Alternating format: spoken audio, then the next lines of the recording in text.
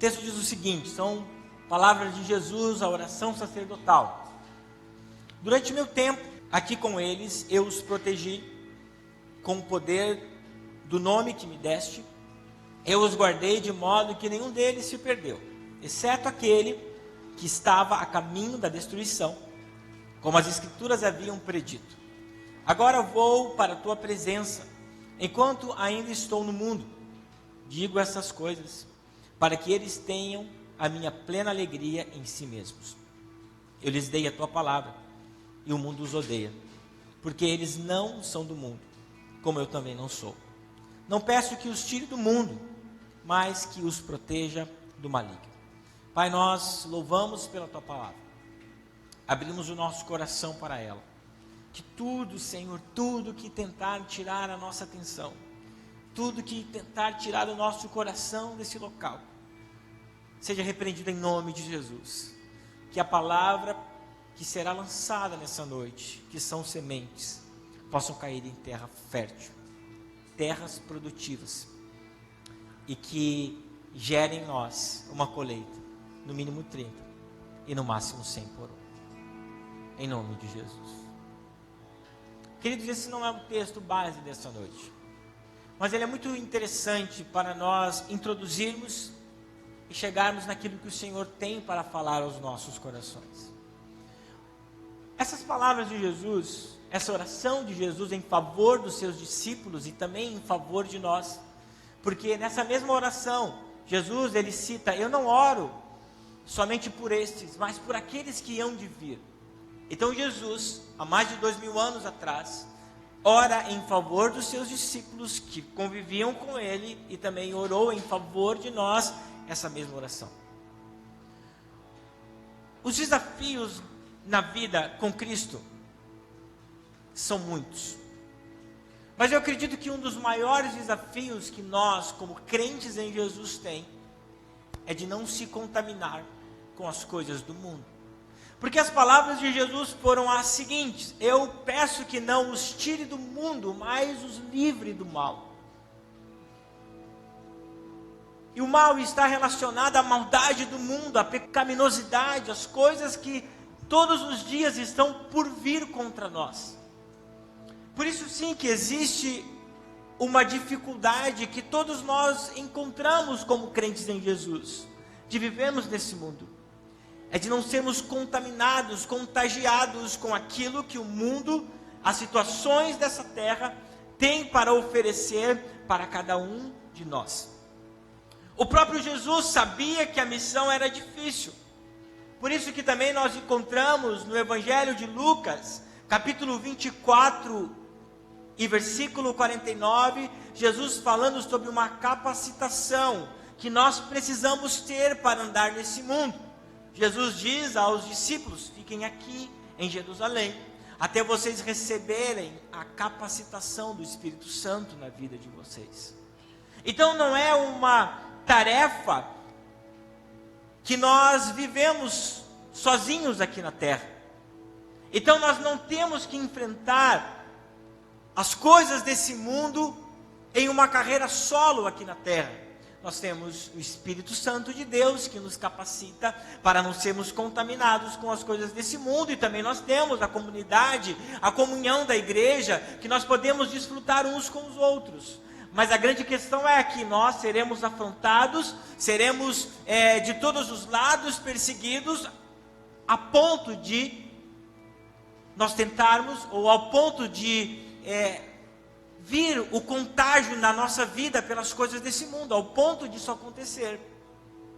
Mas nós temos o Espírito Santo para nos proteger, para que isso não aconteça. Portanto, nós como Igreja de Cristo temos essa missão de não nos contaminarmos, e além de não nos contaminarmos, nós temos a luz para o mundo, a luz para aqueles que estão sendo contaminados com as coisas desse mundo, a luz para que eles possam enxergar Cristo, mesmo em um mundo tão afetado pelo mal e pelo pecado. E nessa noite, eu quero ministrar para vocês uma das parábolas que eu considero mais bonitas que Jesus deixou para nós. Uma parábola de confronto, mas que nos mostra de fato, a postura que nós devemos ter diante da contaminação do mundo e diante da contaminação das coisas que querem nos afastar do Senhor. Que está no Evangelho conforme Mateus, no capítulo 13, que fala sobre o joio e o trigo. Mateus capítulo 13, versículo 24 até o 30, diz o seguinte. Preste muita atenção na introdução. Esta foi outra parábola que Jesus contou. Veja que existe uma parábola que é similar a esta, que antecedeu esta. Esta foi outra parábola que Jesus contou. O reino dos céus é como um agricultor que semeou boas sementes em seu campo. Anterior a esta, Jesus fala sobre também um agricultor que semeou sementes. Você lembra disso? Sementes que caíram no meio do caminho, sementes que caíram em um solo rochoso, sementes que caíram no meio de espinhos e sementes que caíram em boa terra. E o texto continua dizendo: enquanto os servos dormiam, seu inimigo veio e semeou o joio no meio do trigo e foi embora. Quando a plantação começou a crescer, o joio também cresceu. Os servos do agricultor vieram e disseram: o campo em que o Senhor semeou as boas sementes está cheio de joio. De onde ele veio? O inimigo fez isso, respondeu o agricultor. Devemos arrancar o joio. Perguntaram os servos? Não, respondeu ele. Se tirarem o joio, pode acontecer de arrancarem também o trigo. Deixem os dois crescerem juntos até a colheita. Então direi aos ceifeiros que separem o joio, amarrem-no em feixes e queimem-no, e depois guardem o trigo no celeiro. A parábola, ela propõe algo para nós, que a igreja de Cristo é o trigo, e que as tentações do mundo que tentam nos persuadir são o joio. E essa parábola, ela é similar à que antecede a ela, que eu falei resumidamente para vocês. Por quê? A outra parábola que Jesus contou fala sobre a qualidade do solo. Lembra que Jesus lançou a semente, um solo era cheio de pedra, o outro solo era no meio do caminho, o outro solo era cheio de espinho, e até que veio um solo bom. Jesus agora não fala mais sobre a qualidade do solo, mas Jesus fala sobre a qualidade da semente. E existem duas sementes: a de qualidade, que é a semente que é o Evangelho de Cristo, que são as boas novas de Jesus na nossa vida, e a semente que é lançada pelo mundo em nosso coração. É sobre isso que Jesus está falando, sobre a qualidade daquilo que nós estamos nos alimentando, sobre a qualidade daquilo que está influenciando a nossa vida. E antes de nós entrarmos ditamente nessa parábola, eu gosto muito de um ditado que diz que nem tudo que reluz é ouro. Pode ser até parecido, mas não é. E nós vivemos em um mundo de coisas que são parecidas, que são plágios, que são semelhantes, mas não são. O inimigo da nossa alma, ele gosta muito de nos confundir com aquilo que parece que é, mas não é. Os princípios do mundo, eles podem até ser parecidos, em algumas situações, com o Evangelho, mas não são. Existe uma troca de valores que todos os dias tentam entrar nas nossas casas, através da televisão, através daquilo que os filhos escutam, através das redes sociais, que se parecem ser os princípios que são corretos, mas não são. Nós não podemos nos acostumar com aquilo que não é de Deus. Nós não podemos, por exemplo, por mais que nós venhamos amar essas pessoas, nos conformar com o ato da homossexualidade, não provém de Deus. E por mais que nós venhamos ver vários casais homoafetivos, isso não agrada ao Senhor. Não é normal. não equivale à vontade do Senhor. Mas o inimigo da nossa alma, ele tem tentado nos confundir. Estão me entendendo? Tem tentado nos persuadir com coisas que têm parecido ser normal, mas não são. A palavra de Deus nos fala no livro de Apocalipse, no capítulo 2, sobre uma igreja chamada de Éfeso, que estava na cidade de Éfeso. E no versículo 6 do capítulo 2, Jesus ele fala sobre uma certa doutrina que estava entrando na igreja, chamada doutrina dos Nicolaítas. A doutrina dos Nicolaítas era algo que tentava se assemelhar com o Evangelho de Cristo. Porque o Evangelho de Cristo é graça. O Evangelho de Cristo é perdão. O Evangelho de Cristo é que nós pecamos e seremos perdoados. Mas não pecamos porque nós sabemos que seremos perdoados. Isso é algo que é uma zombaria ao Senhor. Nós pecamos por falhas. Mas Nicolau fazia parte de um grupo que comia carne sacrificada a ídolos, que praticavam imoralidade sexual dentro da igreja, entendendo que mesmo eles pecando de uma forma conscientes, Jesus iria perdoá-los, e eles continuariam pecando, Jesus perdoando. Então, isto, meus irmãos, mostra-nos que essas doutrinas de similaridade, desde os tempos mais próximos de Jesus, estavam tentando entrar na igreja, para nos afastar do verdadeiro foco que é Jesus. Nós precisamos nos afastar das paixões da carne e sermos uma boa terra para que essas sementes do Evangelho de fato brotem na nossa vida. No mesmo capítulo 13 de Mateus, no versículo 22, fala sobre a semente que caiu no meio dos espinhos. Diz respeito àquelas pessoas que ouviram o Evangelho, receberam o Evangelho com tanta alegria, entendem que Jesus é o seu Salvador, querem viver com Jesus, mas os espinhos sufocam a semente. As paixões da vida, os desejos da carne sufocam a semente.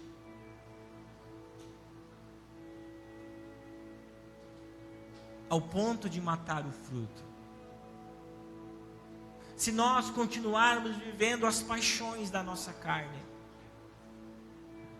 nós vamos permitir que tudo aquilo que Jesus fez em nós e por nós seja sufocado pelas paixões desse mundo. Agora, entrando no texto que nós lemos sobre a parábola do joio e do trigo, Jesus ele usou essa analogia. Jesus contou essa história para mostrar que o inimigo da nossa alma sempre lançará mentiras em nossa vida,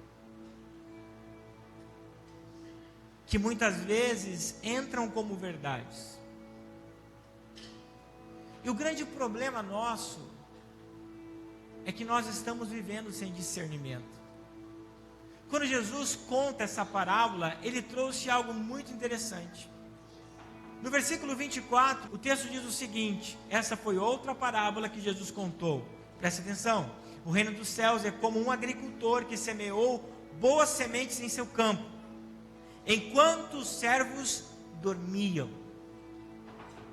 O dormir nesse texto mostra que a falta de vigilância, a falta de nós cuidarmos com as nossas atitudes, a falta de nós buscarmos o Senhor, pode dar permissão para que o inimigo da nossa alma plante sementes que são equivocadas na nossa vida.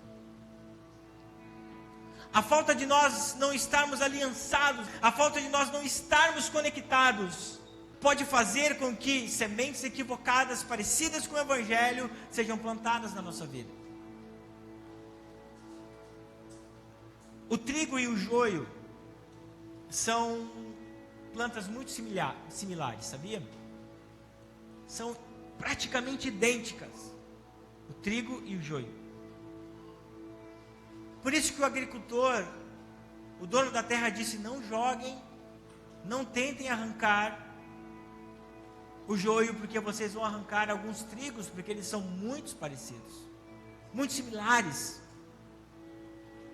Então o inimigo da nossa alma, ele tenta nos enganar com coisas parecidas, com coisas que até parecem ser o evangelho, mas na verdade estão nos afastando de Deus, porque nós não estamos sendo vigilantes, porque nós não estamos cuidando, porque nós não estamos no centro e na vontade do Senhor. Por isso que eu digo para vocês, igreja, nós como pastores, como líderes, damos ferramentas para vocês, ensinamos vocês a orar, ensinamos vocês a ler a Bíblia, ensinamos vocês a irem nas conexões, ensinamos vocês a virem na igreja. São ferramentas para trazerem vigilância na sua vida, para que quando vierem sementes parecidas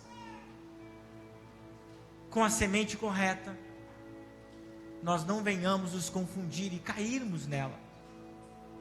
Mas como, pastor, nós percebemos isso, se elas são tão parecidas?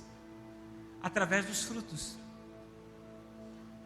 O fruto, ele mostra a qualidade da árvore. O fruto mostra se a árvore é boa ou não, meu irmão. O que é o fruto, Marcos? Aquilo que você está produzindo, aquilo que você está fazendo, aquilo que você está derramando na vida do próximo, tem transbordado Jesus ou não? Tem mostrado que Cristo está na sua vida ou não? O apóstolo Paulo, aos Efésios, no capítulo 6, no versículo 16, quando fala sobre a armadura espiritual, ele diz que o diabo, ele usa setas inflamadas. Essa analogia de Paulo é muito interessante, porque os guerreiros na sua época usavam flechas quentes, porque quando elas atingiam o adversário, elas não apenas entravam, mas elas queimavam o adversário. E o inimigo, ele usa essas setas na nossa vida. Por onde começam as maiores setas? Naquilo que nós pensamos. Cuide com os seus pensamentos. Pensamentos imorais, pensamentos dizendo que você não é perdoado, que você não é filho de Deus, que você não vai prosperar segundo o querer e a vontade do Senhor. Pensamentos separatistas. Essas são as setas que vêm de mansinho, de uma forma suave, mas que têm nos afastado do Senhor. Essas são as sementes que o inimigo coloca na nossa vida. Até parece ser bom, até parece ser coerente, mas o seu fim vai mostrar que está nos afastando da vontade e do querer de Deus. Isso tudo acontece porque muitas vezes nós estamos dormindo.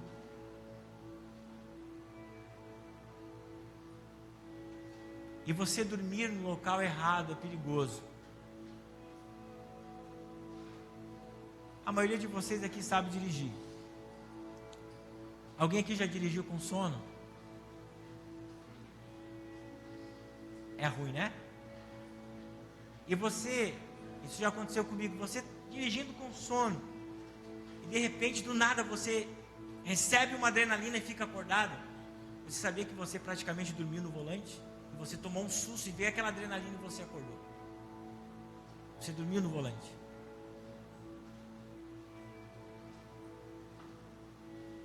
É mais ou menos isso, meu irmão.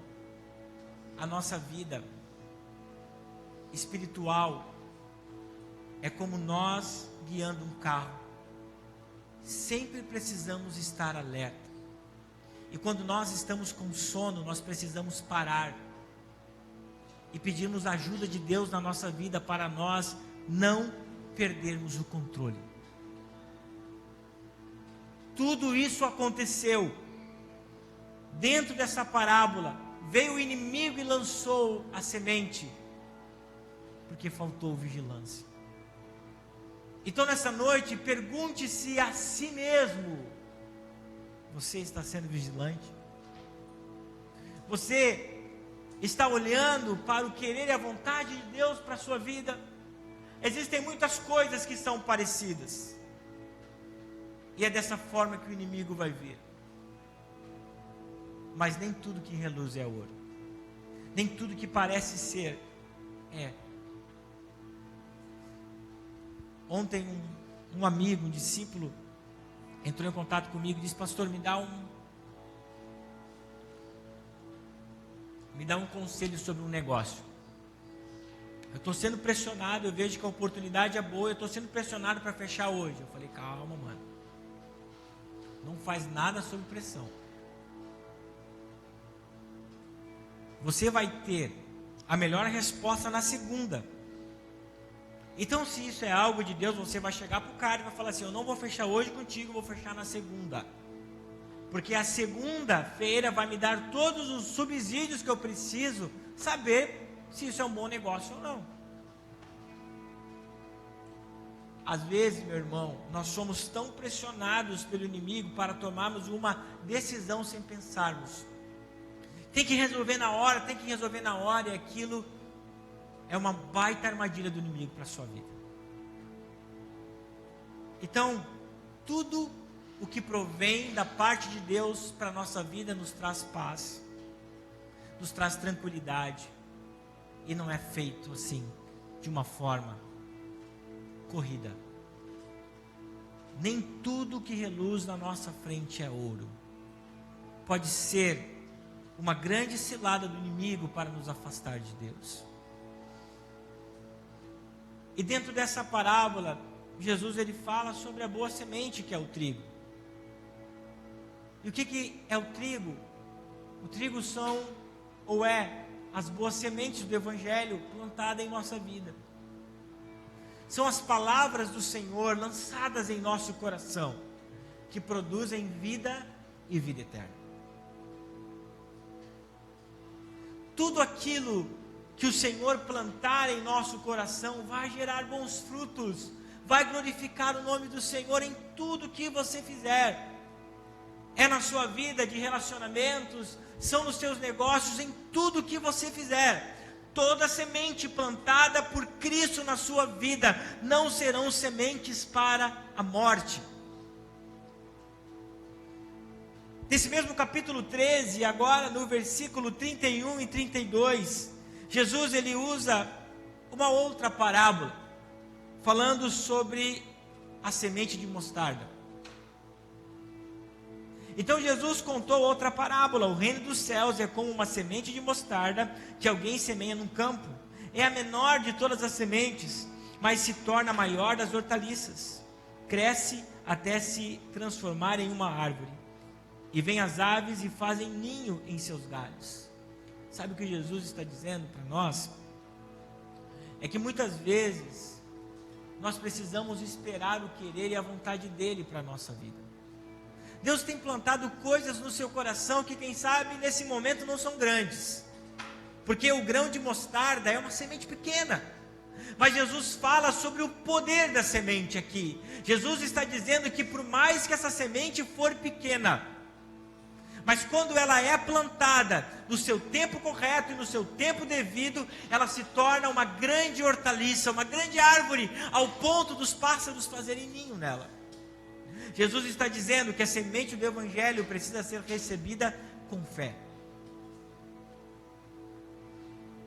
Por mais que nós não estejamos vendo naquele momento, por mais que esse sonho, aquilo que Deus plantou no seu coração, não seja uma realidade agora, seja do tamanho de um grão de mostarda, mas se essa semente for uma semente do Evangelho, e você receber ela com fé, ela pode se tornar uma grande árvore, que vai produzir bons frutos na sua vida. Por isso, não se seduza com as grandes sementes, não se seduza com aquilo que parece uau, se seduza por aquilo que provém de Deus para a sua vida, e que vai prosperar e vai produzir bons frutos para a vida eterna. É que hoje nós somos muito seduzidos pelas lindas palavras, nós somos muito seduzidos por aquilo que o nosso olho enxerga, mas Jesus está dizendo: não se seduza por isso, creia no poder da semente, tenha fé, que no momento certo ela vai produzir bons frutos na sua vida. E na sequência, Jesus, ele usa um outro exemplo, no versículo 34 e 35, Jesus, ele fala sobre o poder do fermento.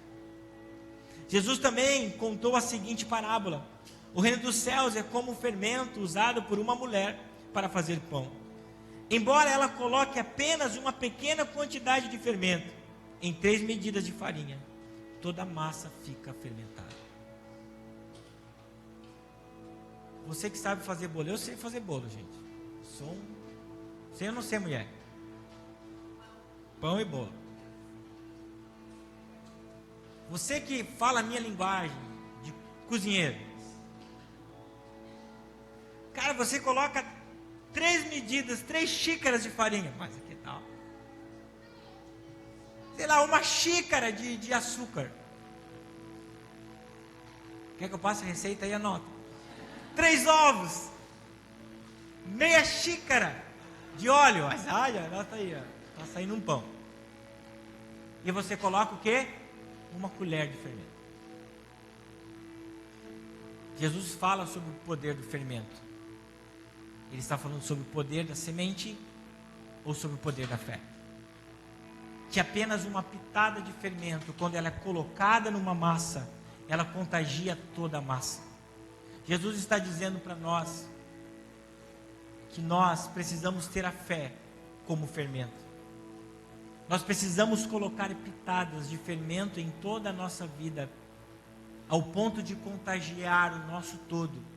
Nós precisamos ter fermento no nosso trabalho, que é a fé. Nós precisamos ter fermento nos nossos relacionamentos. Em tudo que nós fizermos, nós precisamos colocar esse contágio agradável que vai fazer com que as coisas cresçam no querer e na vontade de Deus. Não se seduza pelas grandes coisas, se seduza pelo poder da pequena semente e pelo poder dos pequenos começos. O inimigo tem tentado afastar a igreja de Cristo das coisas certas através da sedução desse mundo. E eu quero falar para você nessa noite, meu irmão, que em nome de Jesus nós estejamos firmados no Evangelho de Cristo. Estejamos firmados naquilo que Ele tem para cada um de nós. Se parece pouco,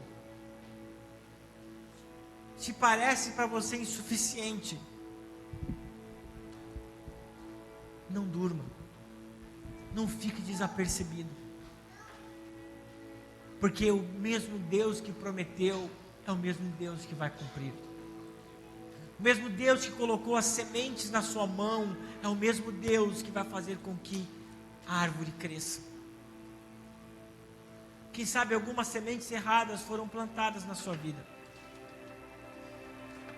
Hoje o Senhor Jesus quer tirar essas plantas, esse joio da sua vida e deixar aquilo que realmente traz vida para você. Eu quero te convidar a se colocar em pé.